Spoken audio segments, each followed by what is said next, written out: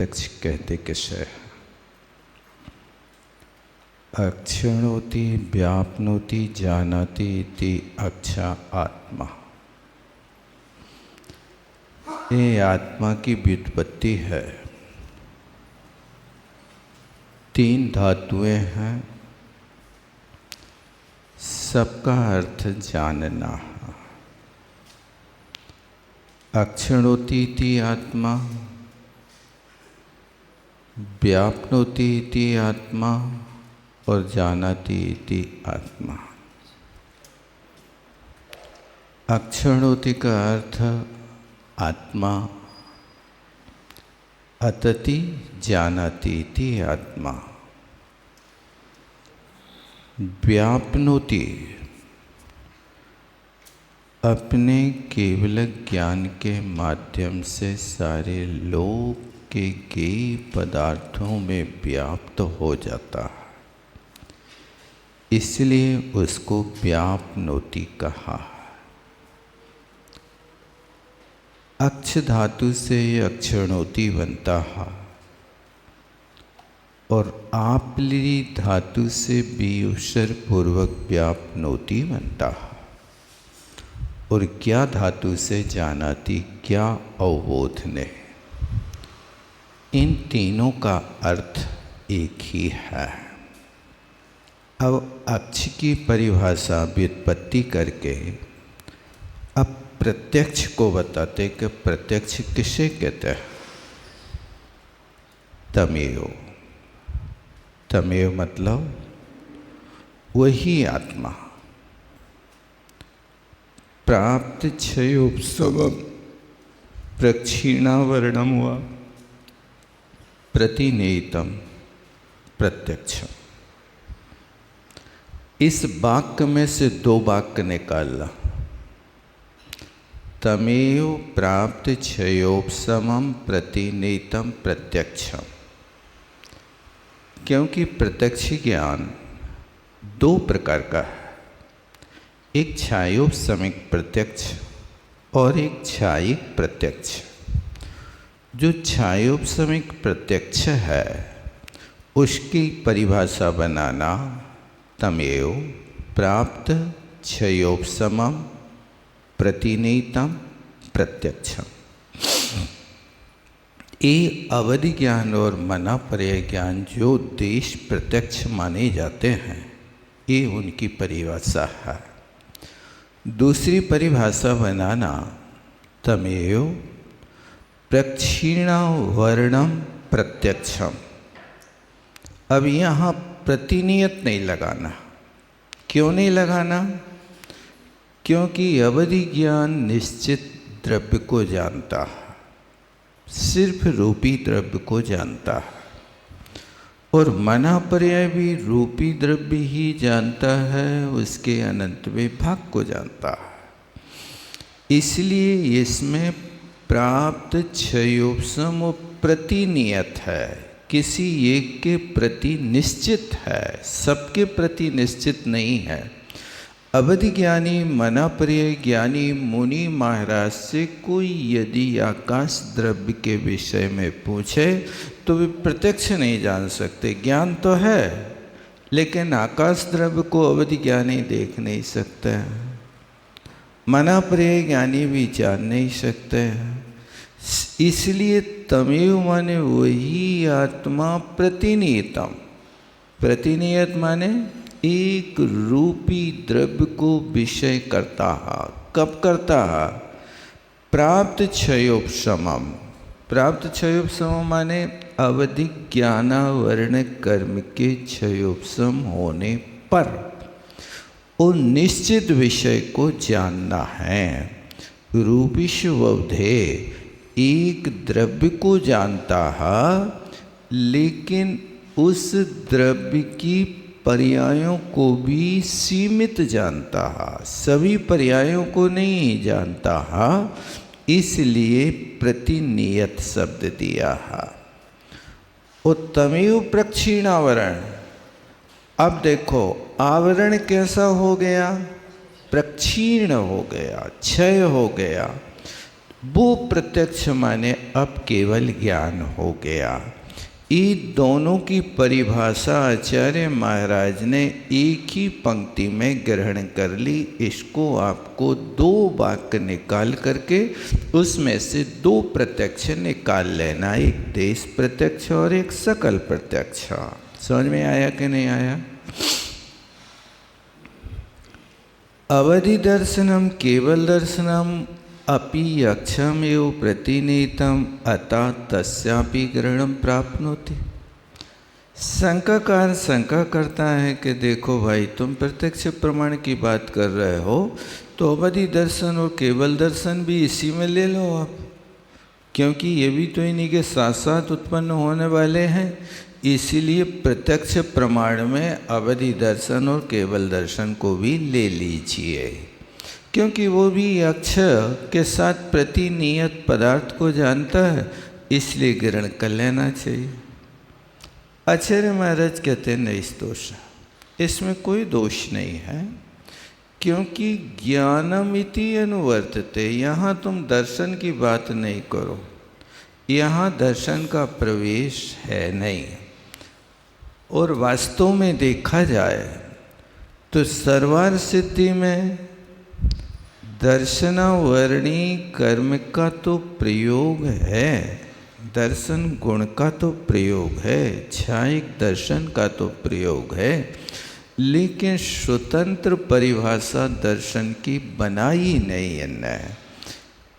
किसी भी विषय में लेकर के 8वें अध्याय में विषय लिया है तो सिर्फ दर्शनावर्णी का लिया, दर्शनावर्णी प्रकृति का लिया, जैसा ज्ञान के लिए स्पष्ट उल्लेख किया, ऐसे पूरे तत्वार्थ सूत्र में दर्शन का कहीं नाम नहीं है। न दर्शन का नाम है और न कहीं पर गुणस्थान का नाम है और न कहीं पर राजू का नाम है। तत्वार्थ सूत्र में, मूल सूत्र में, टीकाकार में तो ये सब प्रयोग किए हैं। प्रश्न समझ में आ गया कि जब प्रत्यक्ष प्रमाण कहा तो अवधि दर्शन को भी आप लो, केवल दर्शन को भी ग्रहण कर लो। तो आचार्य महाराज ने कहा इसमें कोई दोष नहीं, ज्ञान की अनुवृत्ति चल रही है, इसलिए दर्शन से व्युदासा। इस कारण से हम यहाँ दर्शन का निराकरण पहले ही कर चुके कि यहाँ मतिश्रुतावधि मना पर्याय केवलानि ज्ञानम, इस बात को लेंगे। एवं अपि विभंग ज्ञानम अपि प्रतिनीतम अतः अस्यापि ग्रहणम प्राप्नोति। आप कहते इसी तरह आप विभंग ज्ञान को भी ग्रहण करो, क्योंकि विभंग ज्ञान भी प्रतिनियत आत्मा से उत्पन्न होता है और वो भी अवधि ज्ञान को प्रत्यक्ष मान लेना चाहिए। ऐसा सामने वाला प्रश्न कर रहा है, जब अवधि ज्ञान को प्रत्यक्ष ज्ञान मान रहे तो विवधि मतलब कोवधि के लिए भी प्रत्यक्ष ज्ञान तो है, आत्मा से तो उत्पन्न हो रहा है, तो उसको भी यहाँ ग्रहण करना चाहिए। आचार्य महाराज कहते हैं सुनो भैया, तुमने जो प्रश्न किया है उस समझे नहीं।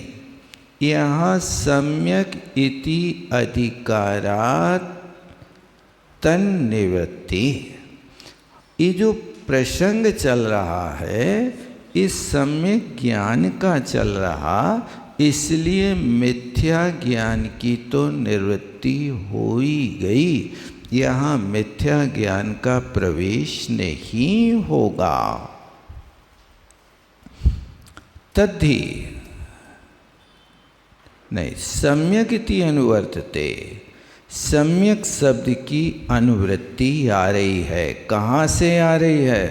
सम्यक दर्शन ज्ञान चारित्राणि मोक्ष मार्गा, यहाँ से सम्यक की अनुवृत्ति आ रही है। तीन ज्ञानम विशिष्यते, इसलिए इससे सम्यक ज्ञान की विशेषता। तथो विभंग ज्ञानस्य निवृत्ति कृता। इसलिए यहाँ मिथ्या अवधि का त्याग हो ही गया, यहाँ पर विभंग का ग्रहण नहीं होगा। तद्धि मिथ्या दर्शनोदयात् विपरीतार्थ विषम इति न सम्यक। क्योंकि कारण ये है कि जो विभंग ज्ञान हो रहा है उसमें मिथ्या दर्शन कर्म का उदय है। चूँकि अवधि ज्ञान होगा तो अवधि ज्ञानावरण कर्म के क्षयोपशम से होगा।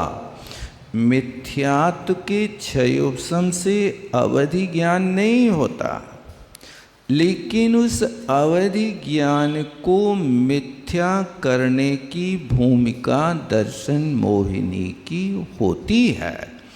इसलिए उस ज्ञान को विभंग किया तो मिथ्यात्व ने किया, न कि अवधि ज्ञानावरण ने किया। आवरण की अपेक्षा देखा जाए तो आवरण तो 5 ही हैं, आवरण 8 नहीं है। क्योंकि मतिश्रुतावधि मना पर्यय केवला नाम, ये 5 प्रकार के ज्ञान हैं। तो इनमें 3 प्रकार के मिथ्या ज्ञानों में अलग से कोई आवरण नहीं है। मिथ्या मति ज्ञानावरण, मिथ्या श्रुति ज्ञानावरण, मिथ्या अवधि ज्ञानावरण। यदि आप मिथ्यात्व आवरण मानते तो आवरण की संख्या 5 ना हो करके 8 हो जाती, 8 प्रकार का आवरण होता। इससे सिद्ध है कि ज्ञान सामान्य को ढकने वाला तो आवरण एक ही है। उस आवरण के क्षयोपशम होने पर मतिश्रुति अवधि ज्ञान होंगे। यदि मिथ्यात्व के साथ होंगे तो ज्ञान मिथ्या होगा, सम्यक्त के साथ होंगे तो ज्ञान सम्यक होगा। इसलिए विपरीत अर्थ को विषय करता है। देखो स्पष्ट समझ में आया कि नहीं आया? मिथ्या दर्शन के उदय से विपरीत अर्थ को विषय करने वाला होने से विभंग ज्ञान सम्यक ज्ञान नहीं है। इस बात का निराकरण हो गया। स्यान्मतम इंद्रिय व्यापार जनितम ज्ञानम प्रत्यक्षम। अब फिर कोई दूसरा व्यक्ति प्रश्न करता है। प्रश्न क्या कर रहा है कि प्रत्यक्ष किसे कहते हैं? तो यहाँ तो परिभाषा बना रही कि जो आत्मा से उत्पन्न होता वो प्रत्यक्ष है। अब वो सामने वाला अपनी बात रख रहा कि नहीं, इंद्रियों के व्यापार से जो ज्ञान उत्पन्न होता उसको प्रत्यक्ष कहते हैं, क्योंकि उसके यहाँ इंद्रिय ज्ञान के अलावा दूसरा ज्ञान होता ही नहीं जिसको वो प्रत्यक्ष समझ सके। इसलिए उस परोक्ष ज्ञान को ही प्रत्यक्ष ज्ञान कहना चाह रहा है। व्यतीत इंद्र बराबर सही कह रहे आप, क्योंकि परोक्ष में भी और प्रत्यक्ष में भी यक्ष तो जोड़ा ही है। दोनों के साथ आत्मा जुड़ी है, लेकिन परोक्ष में जो अक्ष जोड़ा है वो आवरणी कर्म की क्षयोपशम की अपेक्षा रखता है, और जो प्रत्यक्ष में अक्ष जोड़ा है वो सीधा आत्मा से संबंध रखता है।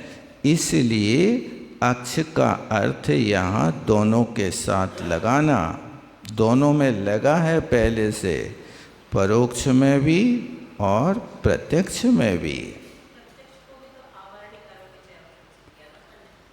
देखो मुख्यतः यहाँ पर ये है कि तीनों के साथ में आवरण है, लेकिन दो आवरण को भेद करके उत्पन्न हो जाते हैं। अवधि ज्ञान और मनापर्यय ज्ञान सर्वघाती प्रकृतियों का उदयाभावी क्षय करके वो उत्पन्न आत्मा से हो जाता है, लेकिन केवल ज्ञान के साथ परोक्ष ना लगा और क्षयोपशम ना लगा करके सीधा क्षयिक भाव के साथ जुड़ता है। इसलिए प्रत्यक्ष मूल अपन को इंद्रियातीत व्यापार देखना।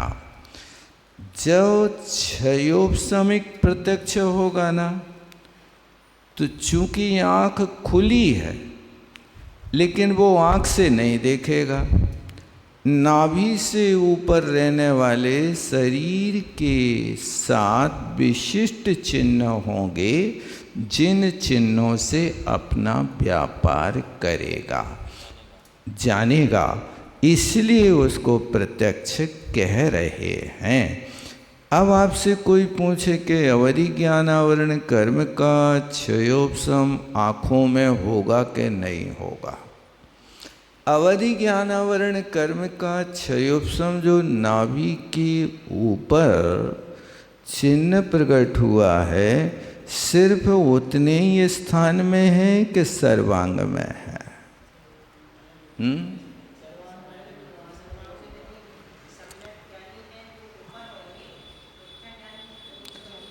बात इसकी नहीं, बात यह है कि अवधि ज्ञानी को आपने चिन्ह प्रकट किए, बराबर। अब चिन्ह प्रकट किए तो आत्मा स्वयं जहाँ से जान रही है उसने नया स्थान खोल लिया, नया स्थान निकाल लिया। तो मैं कहता हूँ कि अवधि ज्ञान आवरण कर्म का क्षयोपशम सिर्फ उसी स्थान पे रहेगा कि सर्वांग में रहेगा? यदि सर्वांग में रहेगा तो आँखों से भी अवधि ज्ञान होना चाहिए था, क्यों नहीं किया? क्या कारण है?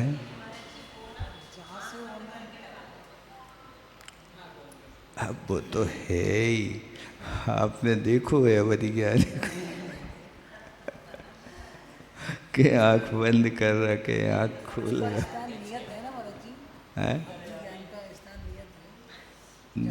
है तो प्रतिनियत तो लिखा ही है, वो तो बात ठीक है। प्रश्न तो ये है कि जब सर्वांग में क्षयोपशम कराओगे तो आँखों में भी क्षयोपशम होगा, और आँखों के सामने जब अवधि ज्ञान का क्षयोपशम होगा तो जब आँखों के सामने जब एक कोई काला नीला चश्मा लगा देते हैं तो वस्तु काली नीली हो जाती है। तो आँखों के साथ ऐसा क्यों नहीं हो रहा है कि अवधि ज्ञान से आँख देख रही है लेकिन कुछ नहीं दिख रहा है? ये है कि क्षयोपशम तो होगा लेकिन वो व्यापार अपने प्रतिनियत स्थान से होगा, सर्वत्र नहीं होगा। जैसे चक्षु इंद्रिया वर्ण कर्म का क्षयोपशम है, अब वो सर्वांग में है, अकेले आँखों में तो नहीं है, लेकिन सर्वांग में होकर के भी उसका व्यापार सिर्फ आँखों से होगा, अन्य स्थानों से नहीं होगा। आप वर्ण देखोगे तो आँखों से ही देख पाओगे, क्योंकि आत्मा तो सर्व प्रदेश में, शरीर के सर्व प्रदेशों में व्यापी है ना। तो उसी आत्मा के कोई निश्चित क्षेत्र में तो नहीं है। आभ्यंतर निर्वृत्ति और बाह्य निर्वृत्ति, तो बाह्य निर्वृत्ति क्या है? जैसे मान लीजिए ये बल्ब लगा है, तो ये बल्ब का बाहरी आकार यहाँ लगा है, ठीक है ना?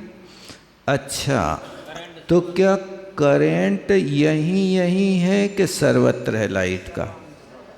लाइट का तो सर्वत्र है, लेकिन इसका तार जिसको आभ्यंतर निर्वृत्ति कहते हैं, वो आभ्यंतर निर्वृत्ति का तार इससे जुड़ा है, इसलिए वो यहाँ तो प्रकाश करेगा, जबकि यहाँ भी लाइट है, पंखा में भी लाइट है, लेकिन पंखा प्रकाश नहीं कर रहा है। प्रकाश होगा तो वहीं से होगा। यही पंखा की लाइट उसमें भी बल्ब में है, लेकिन ये क्षयोपशम जैसी दशा पंखा में है कि घूम के हवा देगा, लेकिन मरकरी हवा नहीं देगी। मरकरी क्या करेगी? चलाएगी। तो ये क्षयोपशम जो होता वो प्रतिनियत समझना कि जहाँ से जिस इंद्री का व्यापार है वहाँ उसका क्षयोपशम रहेगा, अन्यत्र क्षयोपशम तो होगा लेकिन व्यापार नहीं होगा।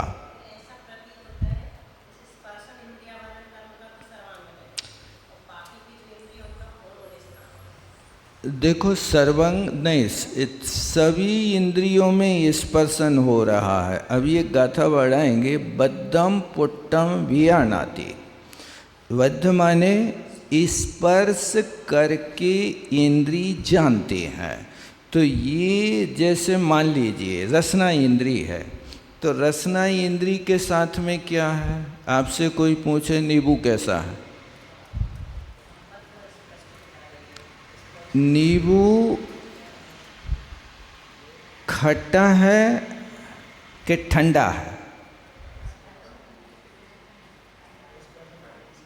जीव से आप स्पर्श कर रहे हैं, तो जीव का स्पर्श नींबू की, अब चलो नींबू छोड़ो, अच्छा जैसे मान लीजिए आइसक्रीम है, नींबू तो फिर भी ठीक नहीं, समझो, समझ में नहीं आए। आइसक्रीम है, आइसक्रीम को आप कैसी कहोगे? क्या है बताओ? नहीं, आपको कोई जुर्माना नहीं लगेगा, आपको जो बताना बता दो। आपको, आप आइसक्रीम को ठंडी मानते कि मीठी मानते हैं? ठंडी है, पक्का है? तो वो ठंडी जो है वो हाथ में लग रही ठंडी के जीभ में लग रही? हाथ के लाने तो लकड़ियाँ लगा दे, यो में लकड़ी लगा देते ना, कुल्फी वगैरह में नहीं लगा देते, ताकि हाथ में ठंडी न लगे। ऐसे ही है ना। या फिर बिना लकड़ी के होता है तो उसमें कोई चम्मच वगैरह डाल देते हैं। अब और कोई उपाय होने लगा तो पता नहीं, पहले तो ऐसा करते थे, वही करते हैं ना, चम्मच डाल देते हैं कुछ। तो मैं आपसे ये कहना चाह रहा हूँ कि आपकी रसना ठंडे को पकड़ रही कि मीठे को पकड़ रही? दोनों को। अब इतना ध्यान रखना कि एक ज्ञान दो चीज़ों को एक साथ नहीं जानता है। एक ज्ञान दोनों एक साथ नहीं जान रहा है। तो फिर आप अच्छे से आज ध्यान देना जा कर के कि पहले मुझे ठंडे का ज्ञान हो रहा है कि मीठे का आइसक्रीम में? ठंडे का होगा, पक्का है। ठंडी लगेगा ना, मीठा नहीं लगेगा, मीठा बाद में आएगा ना। मतलब उस रसना के साथ स्पर्शन इंद्रिया वर्ण कर्म का क्षयोपशम है मुख्यता से। तभी तो आपके लिए जीभ पर उसको रखते तो ठंडे हो गए, जीभ ठंडी हो गई। आइसक्रीम तो मीठी होती है, उसमें स्पर्शन इंद्रिया वर्ण कर्म का भी क्षयोपशम है। और जो बाद में मिठास आ रही है वो रसना इंद्रिया वर्ण कर्म का क्षयोपशम है। उसके लिए भी क्रम बरती है, पहले ठंडा फिर मीठा। बद्धम पुट्ठम व्याण आदि का अर्थ यही है कि बद्ध माने स्कंध को, स्पृष्ट माने छू करके वो जानेगा, ये बद्धम पुट्ठम व्याण आदि कहलाता है।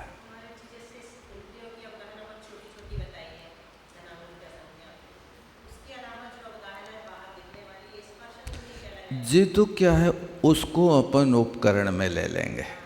जो चीज़ मूल के अलावा है वो उसके उपकरण के साथ में चली जाती है, क्योंकि उसकी रक्षा के लिए उपकरण बहुत चाहिए पड़ते हैं।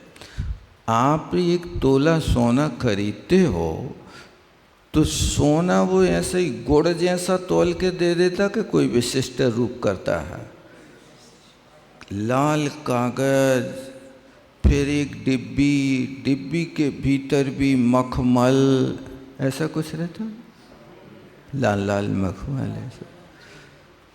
तो सोना है, लेकिन ये उसकी रक्षा करते हैं कि सोने का यदि कोई एकाध कण झर जाए तो वो उसी कागज में या मखमल में चिपका रहे, बाहर ना जाए। यही उसकी रक्षा होती होगी, अथवा उसमें और कोई कहीं खरोंच वगैरह ना लग जाए। ये कारण होने के कारण उसको अच्छी तरह से लपेट करके ही दिया जाता।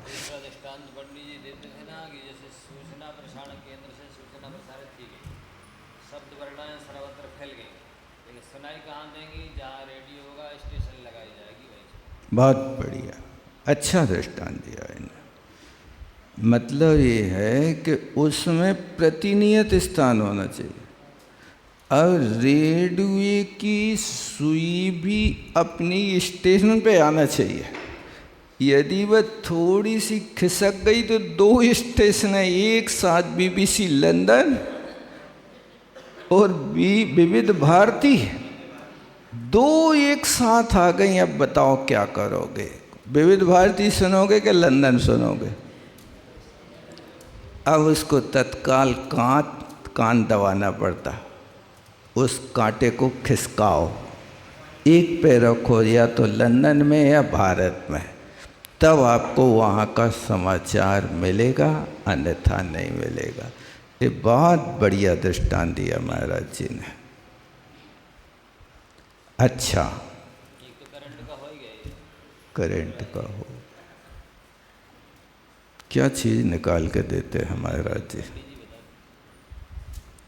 अच्छा, आगे चलते हैं अपन। कहाँ पहुँच गए?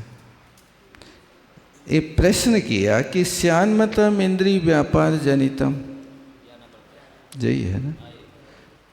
आपका ऐसा ख्याल हो कि इंद्रिय व्यापार से उत्पन्न ज्ञान होता हो, उसको प्रत्यक्ष कहते हैं। व्यतीत इंद्रिय विषय व्यापारम परोक्षम। देखो उसने उल्टी परिभाषा बना ली। वो कहता है कि जो इंद्रियों से नहीं होता उसको तो परोक्ष कहते हैं, और जो इंद्रियों से होता है उसको प्रत्यक्ष कहते हैं। परिभाषा सही है कि नहीं है? परिभाषा सही है कि नहीं है? नहीं है? क्या होना चाहिए? एतद अविसंवादी लक्षण। अविसंवादी लक्षण मतलब ये बौद्ध मत के पास एक चलता है कि इसमें कोई भी संवाद नहीं है, इसको अविसंवादी लक्षण कहते हैं। इसको स्वीकार कर लेना चाहिए, क्योंकि जो तुम साक्षात आंखों से देख रहे हो उस साक्षात देखने वाली वस्तु को परोक्ष कह रहे हैं। वो सर्वसम्मत है, ये तो सब लोग जानते हैं। हाँ, ये भिन्न अर्थ कर बैठा है, इसलिए वो ऐसी शंका कर रहा है। बस समझ में आ गई ना? इति लक्षणम अभ्युगंतव्यम, ऐसे लक्षण को स्वीकार करना चाहिए। जब उसने अपनी पूरी बात कह ली, आचार्य महाराज उत्तर देते हैं, तदयुक्तम, तुम्हारा ये तर्क युक्त नहीं है, अयुक्त है। आपतस्य प्रत्यक्ष ज्ञानाभाव प्रसंगात, यदि आप ऐसे कहोगे कि इंद्रियों के व्यापार से होने वाला ज्ञान प्रत्यक्ष है, तो कह रहे हैं कि केवली भगवान के प्रत्यक्ष ज्ञान का अभाव हो जाएगा, क्योंकि केवली भगवान के इंद्रिय व्यापार तो होते ही नहीं है। इंद्रिय व्यापार छद्मस्तों के होता है, इसलिए यहाँ सर्वज्ञ का अभाव हो जाएगा। यदि इंद्रिय निमित्तम एव ज्ञानम प्रत्यक्षम इष्यते, अगर आप कहो कि इंद्रिय के निमित्त से जो ज्ञान होता है उसको प्रत्यक्ष कहते हैं, एवं सति आप्तस्य प्रत्यक्ष ज्ञानम न स्यात्। पामेरा लिखा कि नहीं, प्रत्यक्ष लिखा कि प्रत्यक्ष लिखा? ठीक है। आप तो भगवान के प्रत्यक्ष ज्ञान के अभाव का प्रसंग आ जाएगा। यदि इंद्रिय निमित्तम एव ज्ञानम प्रत्यक्षम इष्यते, यदि इंद्रिय निमित्त, हाँ ये प्रत्यक्ष लगाना थी पामे। एवं सती आप तो प्रत्यक्ष ज्ञान नहीं होगा। नहीं तस्य इंद्रिय पूर्वो अर्थाधिगमा, तस्य कस्य आप तस्य। आप तो भगवान के इंद्रिय पूर्वक पदार्थ का ज्ञान नहीं होता है, वे तो इंद्रियातीत ज्ञान प्रत्यक्ष ज्ञानी हैं। अथ तस्यापि कर्ण पूर्वकम ज्ञानम एव कल्पते। यदि उन सर्वज्ञ के भी इंद्रिय पूर्वक ज्ञान आप मानते हो, तो फिर सर्वज्ञता ही नहीं बनेगी, सर्वज्ञता का अभाव हो जाएगा। तो कहते हैं फिर आप्त के लिए तस्य मानसम प्रत्यक्षम इति चेत, तो उन भगवान के लिए तुम इंद्रिय प्रत्यक्ष न करो, मानस प्रत्यक्ष कर लो। मन से तो उस बात को अपन जान सकते हैं। इति चेत, ऐसा कहते हो तो मना प्रणिधान पूर्वकत्वाद ज्ञान से सर्वज्ञत्व भावाय। यदि सर्वज्ञ भगवान के मनोयोग पूर्वक यदि ज्ञान होता है, तो ऐसा मानते हो, तो फिर उनके भी सर्वज्ञता का अभाव हो गया। क्योंकि मन और इंद्रिय से उत्पन्न होने वाला ज्ञान तो मतिक ज्ञान है, तो केवल ज्ञान की परिभाषा आप बना नहीं सकते हो। आगम तस्त सिद्धि रीति चेत न तस्य आगमस्य प्रत्यक्ष ज्ञान पूर्वकत्वात्। कहते आगम से उसकी सिद्धि होती है, ऐसा कहते हो? तो कहते उस आगम का प्रत्यक्ष ज्ञान पूर्वक होना होता है क्या? जो आगम है, आगम से प्रत्यक्ष ज्ञान की सिद्धि आप करते हो, ऐसा नहीं हो सकता। अच्छा चलो, तुम इंद्रिय ज्ञान नहीं मान रहे प्रत्यक्ष, मानस ज्ञान नहीं मान रहे मानस योगी, अब एक कहते चलो योगी प्रत्यक्ष होता है। योगियों के भी जो ज्ञान होता वो योगी प्रत्यक्ष है। योगी प्रत्यक्षम अन्यद ज्ञानम दिव्यम अपि अस्ति इति चेत्। चलो अच्छा, इसको स्वीकार कर लो। जैसे कोई व्यापारी ग्राहक को दिखाता ना माल अपना बदल बदल के, अब वो माल तो वो ही है, माल में अंतर नहीं है। अब वो कलर बदल जाता है तो व्यक्ति का मन बदल जाता है। अब उसने यदि सफ़ेद के स्थान पे लाल दिखा दी, लाल के स्थान पे काली दिखा दी, और उसी कलर में उसको वहाँ पर उसने भटका दिया। माल तो वो ही नागपुरी है उसके पास, दूसरा तो है ही नहीं है।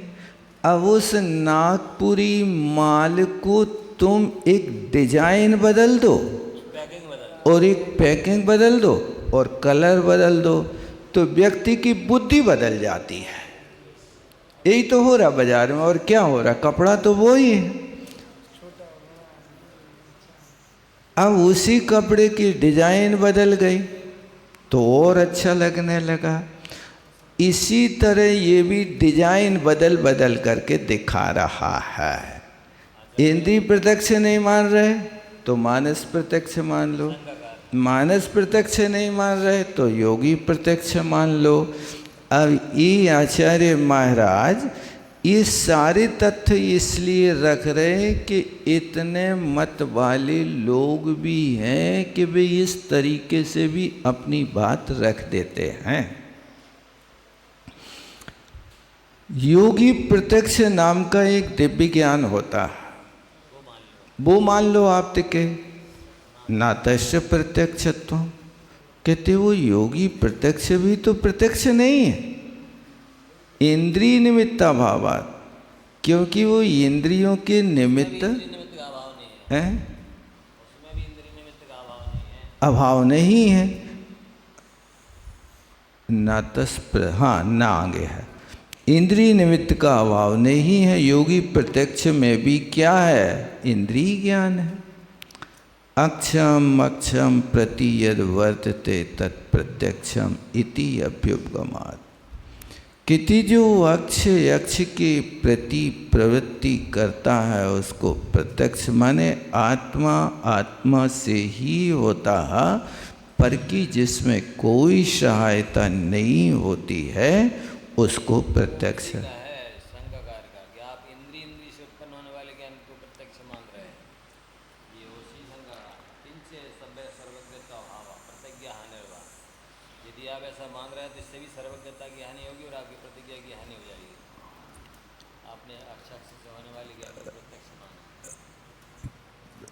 अभ्युपगमात् अक्षम अक्षम इति प्रत्यक्षम, ऐसा यदि आप स्वीकार करते हो तो किंचे सर्वज्ञत्व अभावा, क्योंकि प्रत्यक्ष के साथ में ये बाना था तो शंकाकार यही शंका कर रहा कि तुम्हारी प्रतिज्ञा की हानि हो जाएगी, इससे भी सर्वज्ञता का अभाव। अस्य योगिनो यज ज्ञानम तत्प्रत्यर्थ वशवर्ती वस्यात् या अनेकार्थ ग्राही, कहते जो इस योगी के प्रत्यक्ष ज्ञान होता है तो आप ये बताओ कि वो एक एक पदार्थ को जानता है कि सब पदार्थों को एक साथ जान लेता है। कुछ समझ में आ रहा आप लोगों को कि नहीं आ रहा है? कुछ नहीं आ रहा। एकदम से पहली बार नया विषय आ गया सामने आप लोगों को। पहला अध्याय थोड़ा सा न्याय व्याकरण और ज्ञान की मुख्यता से, द्रव्यानुयोग की मुख्यता से है, इसलिए शेष अध्यायों में बहुत सरलता है, बहुत सरलता। बस इतना है कि तत्वार्थ सूत्र के सूत्र तो रटे हैं, लेकिन उन सूत्रों के अर्थ को आपने उसी एक लाइन में पढ़ रखा है, टीकाओं को कभी देखा नहीं। अब वो टीकाएँ देखते हैं तो टीका का अर्थ होता है कि सूत्र में से बाल की खाल निकालना, अंदर से ऑपरेशन करना, एक एक शब्द के प्रति उसकी व्याख्या करना, शब्दार्थ आदि करना। और फिर इसकी एक विशेषता होती है कि इसमें जो सामान्य व्यक्ति की पहुंच नहीं हो सकती है, आचार्य महाराज वहाँ तक इसका स्वाध्याय कराते हैं।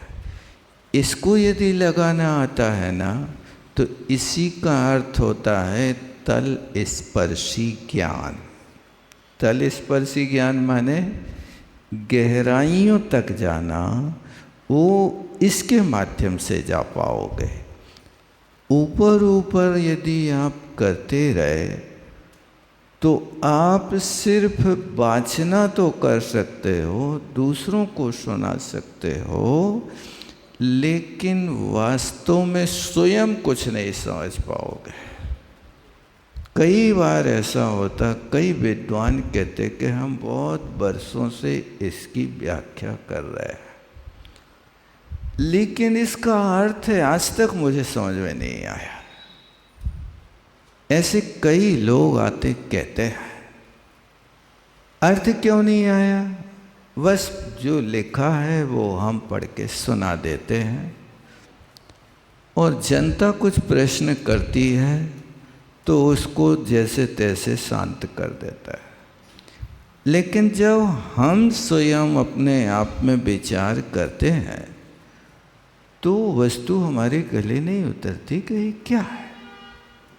ऐसे ही होता है, वर्षों वर्षों अध्ययन करने के बाद भी वो वस्तु स्पष्ट नहीं हो पाती।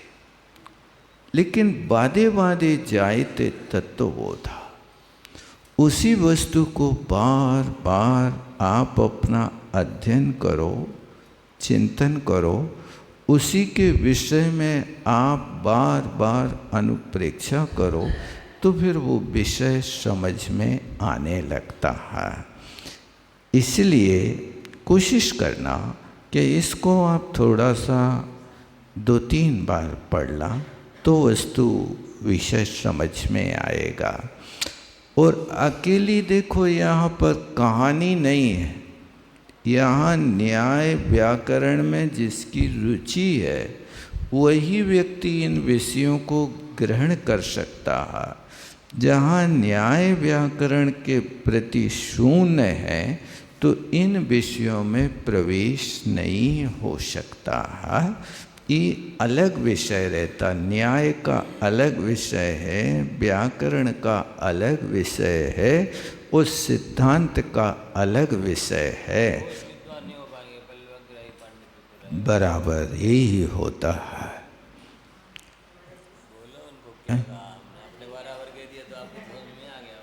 आप सुना तो रहे, मैं क्या बोले? क्या बोले आप? मतलब यदि न्याय व्याकरण नहीं आता है तो व्यक्ति पल्लवग्राही पंडित पत्तों पत्तों पर डोलने वाली विधि तत्व आ जाएगी, वो उस विद्वानी व्याकरण का है न्यू से जड़ से।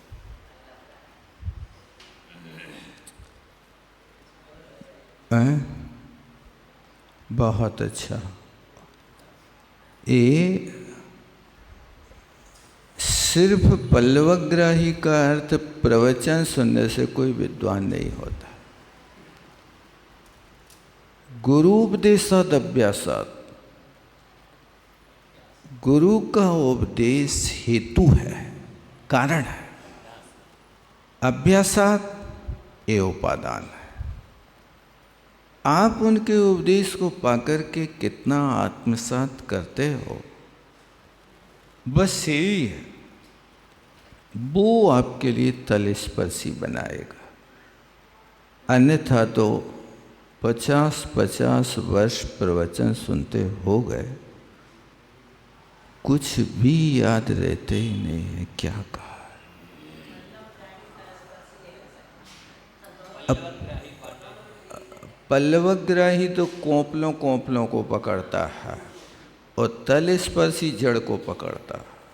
ये है, पल्लव माने कोंपल होता है, पत्ते, पत्तों पे पानी सींचने से वृक्ष हरा भरा नहीं होता। हरा भरा तब होगा जब जड़ पे पानी डालो, लेकिन इतनी फुर्सत कहाँ है कि अपन जड़ पे पानी डाल सके।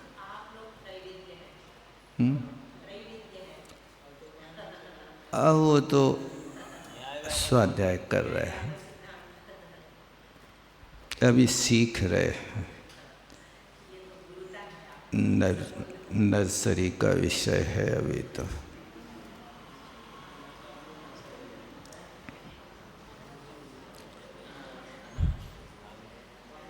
आचार्य श्री कहते थे, अभी पढ़ लो, अभ्यास कर लो, विद्या का स्टोर कर लो।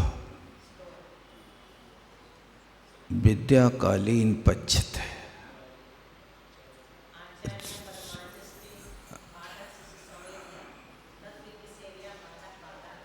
कालीन पच्यते है, एक समय पा करके फिर वो अपने आप में आने लगता है,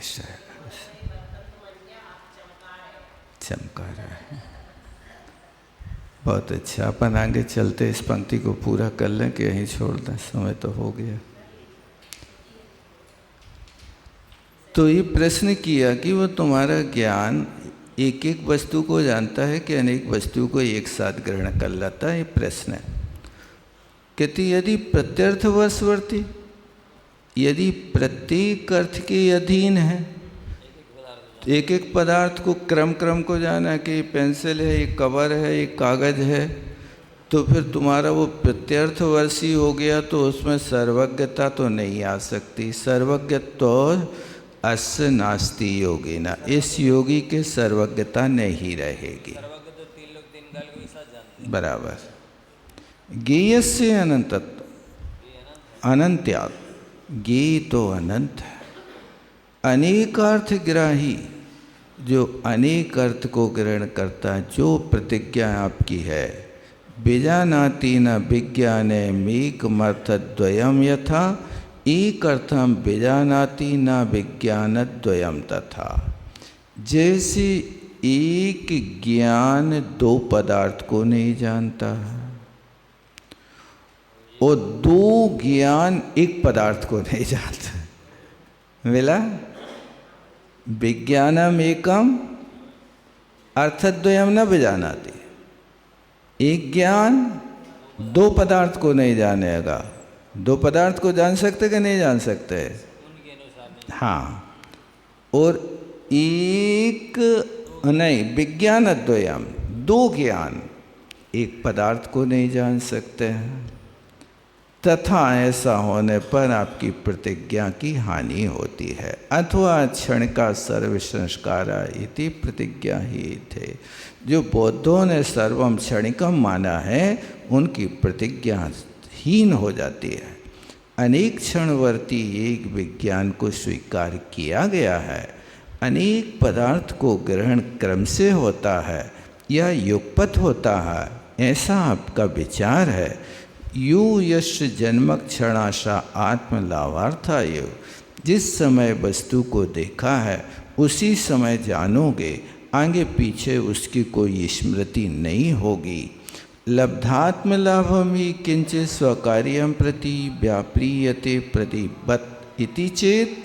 कहते प्राप्त किए हुए स्वरूप के लाभ को कुछ अपने कार्य के प्रति व्यापार करता दीपक की तरह ऐसा कहते हो, तो तस्यापि उसके भी अनेक क्षण विषयता को प्राप्त होने पर ये प्रकाश और प्रकाशन को स्वीकार करना चाहिए। ऐसे विकल्पातीत होने से उसके लिए शून्यता का प्रसंग आता है। इतना ही रखते हैं। या वाणी के ज्ञान से सूझे लोकालोक, सो वाणी मस्तक धरूं जमानी बातें तो जपूं जोते भजन को पुरुष दया पालो।